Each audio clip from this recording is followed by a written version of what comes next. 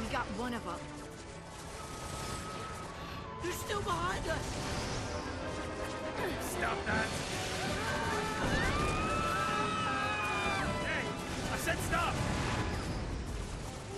You wanna die? How are you gonna lose them? You got me, kid. Then let me! No, thank you.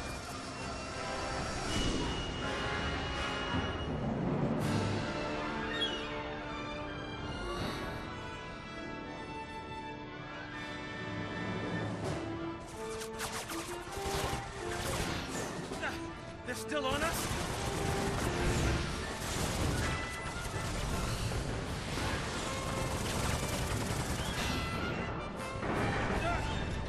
We're taking hits.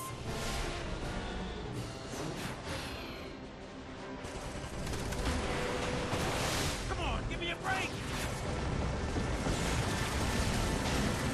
Hang on.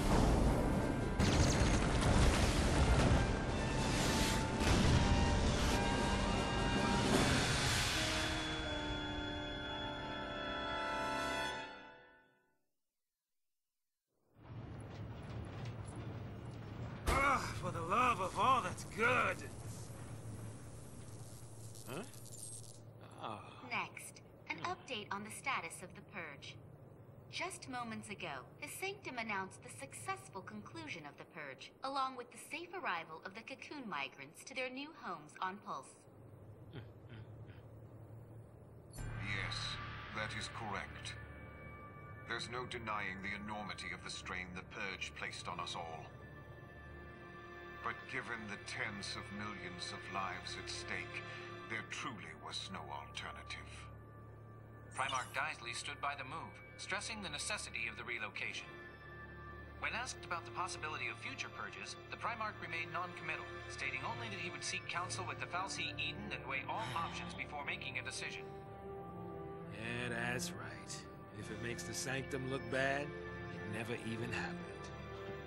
In all the centuries since the War of Transgression, Cocoon has been spared pulse aggression and prospered for it. It is essential that we maintain this peace. That is the Sanctum's focus. We will continue employing every resource available to combat these threats to the harmony of our society. Meaning, we'll be running for the rest of our lives. Hey, Mm-hmm. who is this guy? I mean, what do they teach kids these days? He's Gallant Daisley, the Sanctum Primarch. Murderer-in-Chief. According to our Insta Just poll, another nearly tool 90% of the of Cocoon fal'cie. citizens agree with the Sanctum's handling of the Purge. 70% of respondents said they would also support additional purges were the need to arise. Let's purge everybody. That'll fix it. Oh, hey.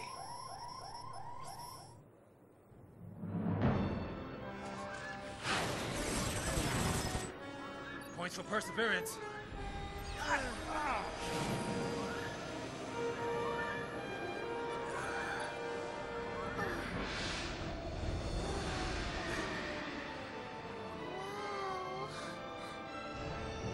A Sanctum fal'cie up close and personal. Cocoon's own light in the sky. Here we go again. Fly in. We'll lose them in there.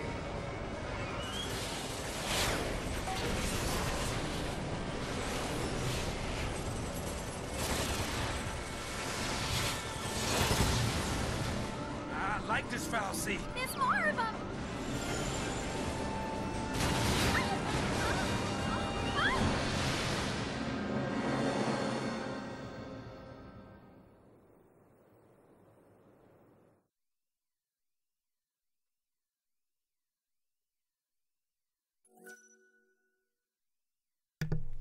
All right, so our characters went and they managed to get that plane working, and they didn't really get all that far before they were attacked.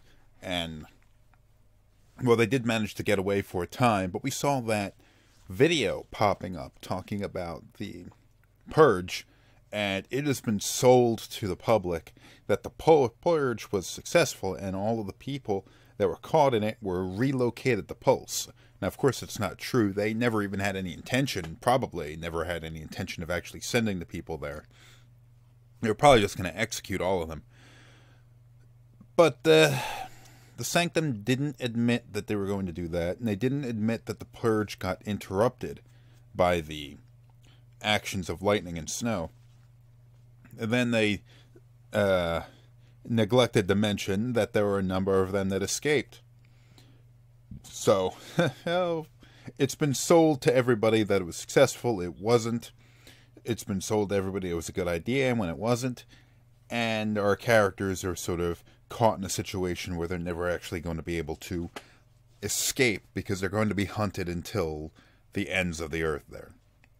Speaking of the earth, or what passes for it in this world, something that is never really expressly stated in this game, I think at least, but you just like looking at the environment and all that kind of thing, you can sort of see it.